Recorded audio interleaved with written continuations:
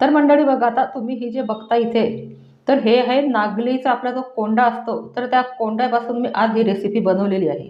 तर ही रेसिपी तुम्हाला यूट्यूबवर कुठेच मिळणार नाही. तर अशी ही रेसिपी जी आहे, तर ही आपण फ्राय केलेले नाही किंवा आपण बेक केलेले नाही, तर आणि एकदम हेल्दी अशी ही रेसिपी आज आपण इथे बघणार आहोत.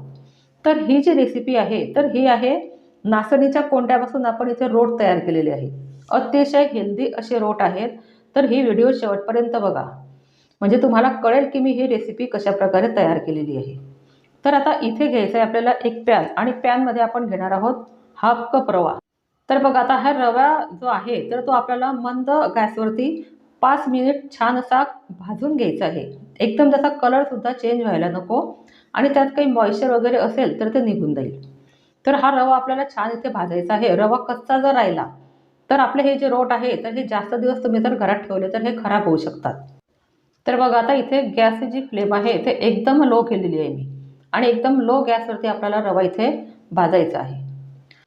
तर आता इथे आपला हा जो रवा आहे तर छान भाजला गेलेला आहे. 5 ते 7 मिनिट मला इथे हे रवा भाजायला लागलेले आहे.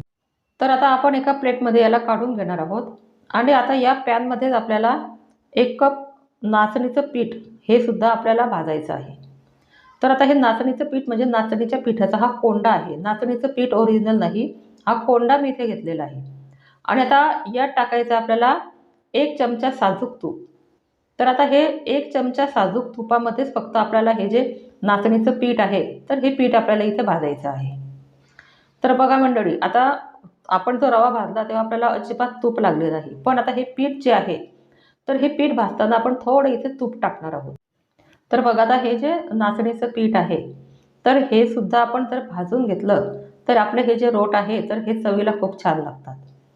तर आता हे पीठसुद्धा आपल्याला 5 ते 7 मिनिट इथे भाजून घ्यायचं आहे, आणि थोडं तूप टाकल्यानंतर हे पीठ आहे हे छान असं या फ्राय पॅनमध्ये भाजलं जातं.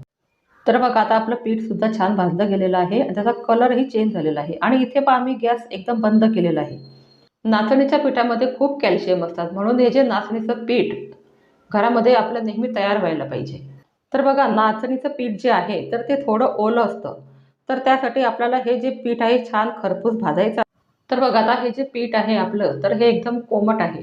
म्हणून आपण हे जे प्लास्टिकचा बाउल घेतलेला आहे, तर यात हे पीठ काढायचं आहे आपल्याला. आणि आता नंतर बघूया आपली पुढची प्रोसेस काय आहे ती.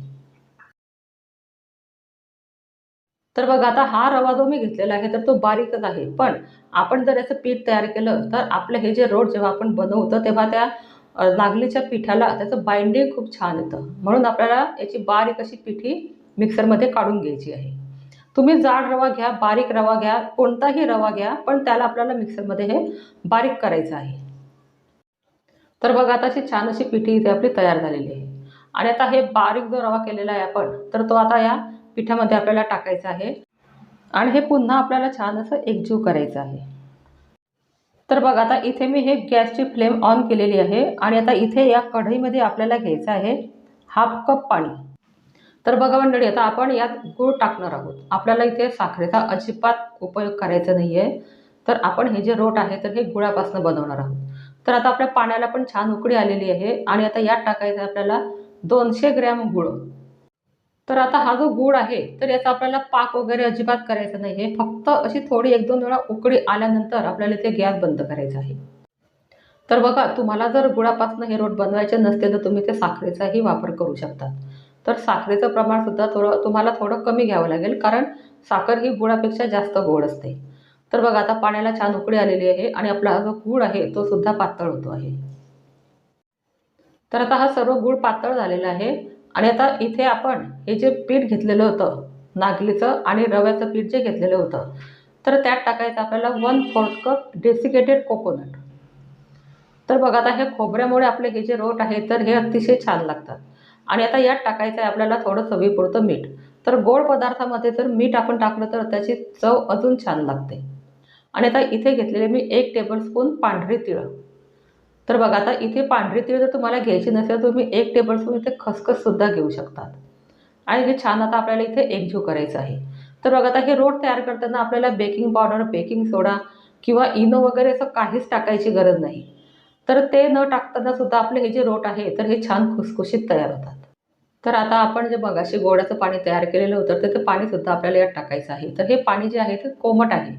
तर ते पाणी आपल्याला गाळायचं आहे, कारण त्यात खडे वगैरे जर असले, तर ते वरती राहून जातील. त्यामुळे आपण गुळाचं पाणी जे आहे ते नेहमी चाळून घ्यायचं. आणि हे पाणी टाकल्यानंतर सुद्धा आपल्याला इथे छान याचा गोळा तयार करायचा आहे. तर बघा मंडळी, तुम्हाला माझी व्हिडिओ कशी वाटली मला कमेंटमध्ये सांगायला अजिबात विसरू नका. आणि तुम्हाला जर माझे व्हिडिओ आवडले तर व्हिडिओला लाईक, शेअर आणि सबस्क्राईब नक्की करा. आणि शेजारी जे बेल आयकॉन बटन आहे तर ते लगेच प्रेस करा, म्हणजे जेव्हा मी व्हिडिओ टाकेल तर सर्वात आधी माझी व्हिडिओ तुमच्यापर्यंत पोहोचेल. तर बघा, आता आपण हा जो गोळा इथे तयार करतो आहे तर हा थोडा सैल आहे. पण इथे आता आपल्याला हा असा गोळा लागणार आहे, कारण आपण जो रवा टाकलेला आहे तर तो रवा ह्या गुळाच्या पाण्यामुळे फुलणार आहे. म्हणून आपण हा जो गोळा आहे तर हा अर्धा तास आपल्याला इथे याला झाकायचा आहे. तर अर्ध्या तासानंतर आपण बघू आपला हा गोळा कशाप्रकारे तयार झाला तो.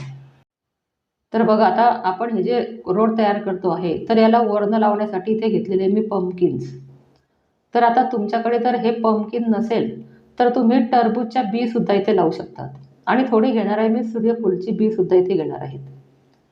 तर तुमच्याकडे नसेल तुम्ही पांढरी तीळसुद्धा घ्या, खसखस घ्या किंवा ड्रायफ्रुट्स घ्या. तुमच्या आवडीनुसार तुम्ही काहीही डेकोरेशनसाठी वरती हे लावू शकतात.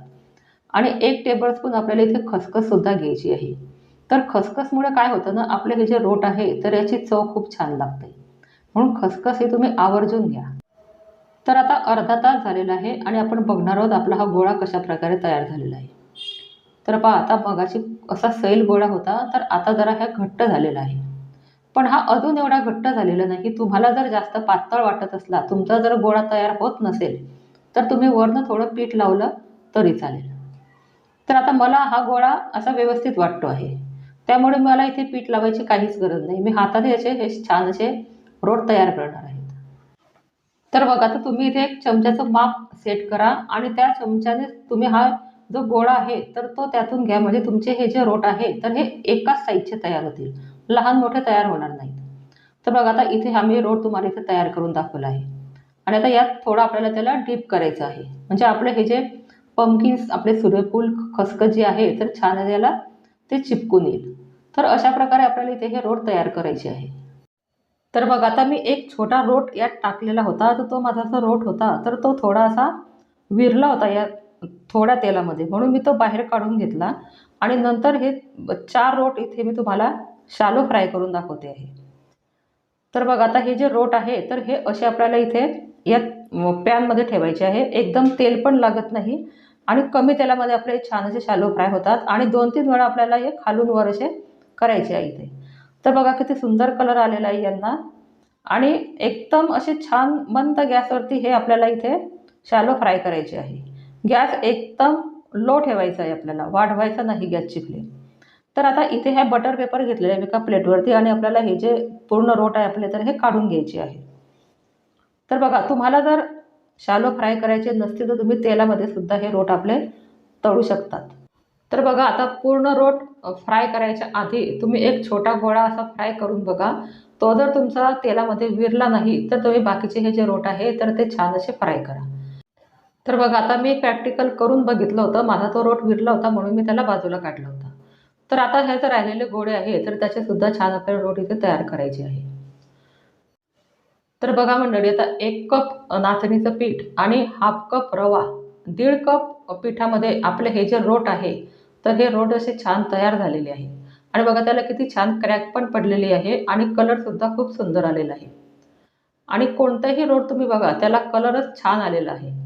तर आता आतून सुद्धा बघू आपण आपले हे रोट कशाप्रकारे तयार झालेले आहे. तर बघा, एकदम खुसखुशीत आणि हातावर तुम्हाला मी दाखवते बघा किती छान पोकळ आपले हे रोट इथे तयार झालेले आहे. तर चला मंडळी, आपण भेटूया अशाच पुढच्या नवीन नवीन व्हिडिओमध्ये.